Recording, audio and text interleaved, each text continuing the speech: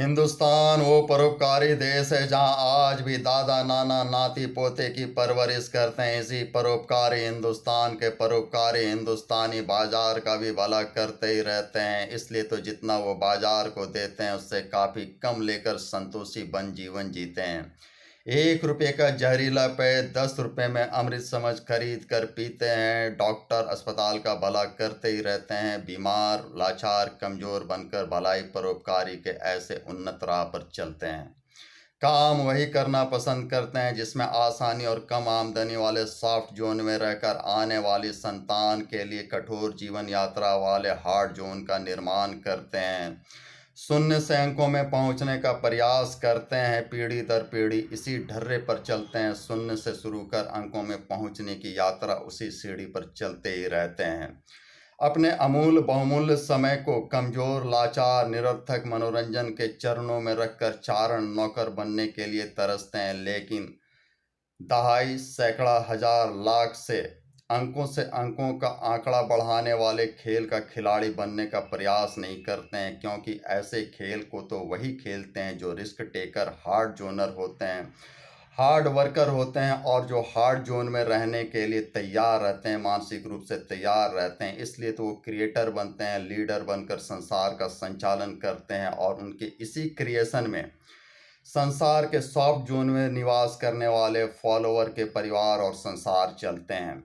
दरअसल चेंज के चैलेंज को सही से समझकर बिजनेसमैन व्यवसायी उद्यमी एंटरप्रेनर के रूप में जो अपने आप को बदलते हैं, जो हार्ड जोनर होते हैं, जो रिस्क टेकर होते हैं, वही सही मायने में लीडर बनते हैं, क्रिएटर बनते हैं। इसलिए वो जितना बाजार को देते हैं उससे ज़्यादा वो बाजार से लेते हैं। अपने उन्नति के ग्राफ की स्पीड को सही रखते हैं। इसलिए 100 उपकार पहले परोपकार में कम लगते हैं। पहले अपना भला करते हैं, फिर संसार का भला करने का प्रयास करते हैं और इसी ढर्रे पर पीढ़ी दर पीढ़ी चलते हैं।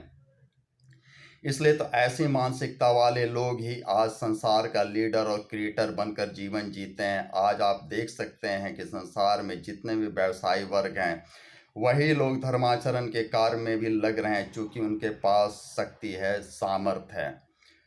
चैनल को सब्सक्राइब कर लें और उस पेज को समझने का यत्न करें जिसमें कि ऐसी शिक्षा नीति ऐसे मानसिक रूप से तैयार करती है जो डिपेंडेंट मुँह तक्कू बैसाखी युक्त जीवन जीने वाला बनने के लिए तैयार होता है, जबकि इंसान चाहे तो हार्ड जोन का निवासी बनकर सेल्फ डिपेंडेंट बनने की उन्नति की सही सीढ़ी पर आसानी से चढ़ सकता है। लेकिन अब दोष किसे दें? उस शिक्षा नीति को जो मानसिक रूप से कमज़ोर लाचार बीमार गुलाम बनने के लिए तैयार करता है, या फिर सरकार की उस ऐसी पॉलिसी को जिसे सरकार और बैंक मिलकर तैयार करता है जो आम आदमी का आसानी से शिकार करता है। इसलिए तो एक आम इंसान अपनी इच्छाओं की पूर्ति के लिए बैंक की सीढ़ी चढ़ता और जिंदगी भर गुलामी के राह तकता है, गुलामी की सीढ़ी चढ़ता ही रहता है।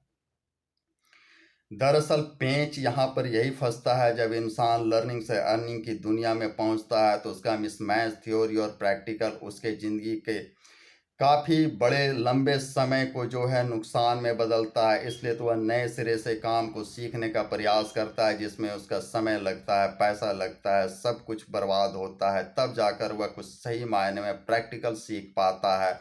और इस तरीके से काफ़ी देर धीमी गति से देश का भी भला होता है, उसका भी भला होता है, लेकिन उसके बावजूद इस ऐसे आउटडेटेड होते ढर्रे पर चलने और चलाने का प्रयास होता है, क्योंकि हम नहीं सुधरेंगे वाले तर्ज पर हम हिंदुस्तानी का ही विकास होता है।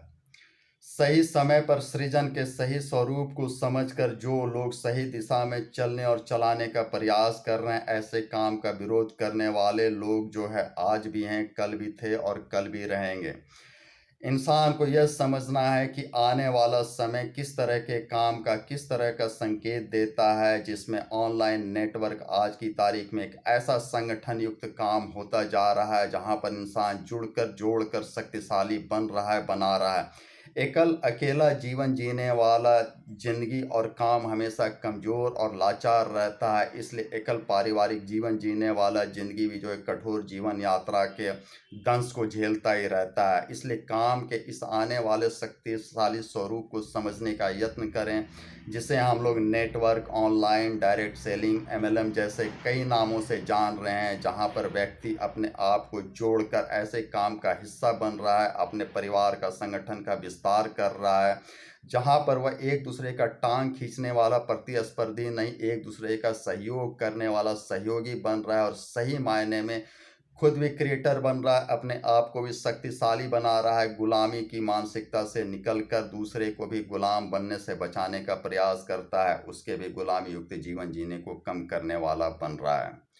धन्यवाद नेटवर्क का ऐसी दुनिया का स्वागत है जहां पर कि इस तरीके से मानव हित में जो है थ्योरी और प्रैक्टिकल का जो है लगातार प्रयोग हो रहा है और धीरे धीरे इसका संचालन, एक्सपेंशन होता चला जा रहा है।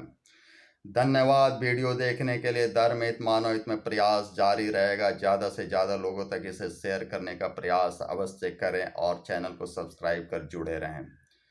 मेरे संग संग यात्रा करते रहें। इस चैनल पर बहुत कुछ मानव हित में, मानव धर्म के लिए लाभ प्रदान करने के लिए दिया हुआ है और आने वाले समय में भी मिलता रहेगा। प्रैक्टिकल थ्योरी वाले, प्रैक्टिकल जिंदगी का जो कठोर कड़वा अनुभव है, जो आने वाले समय के लिए अध्ययन और अनुसंधान कर सकता है, उसी आधार पर मैं हमेशा वीडियो बनाता हूं। इसके साथ अपने आप को जोड़ कर रखें और लाभ लेते रहें।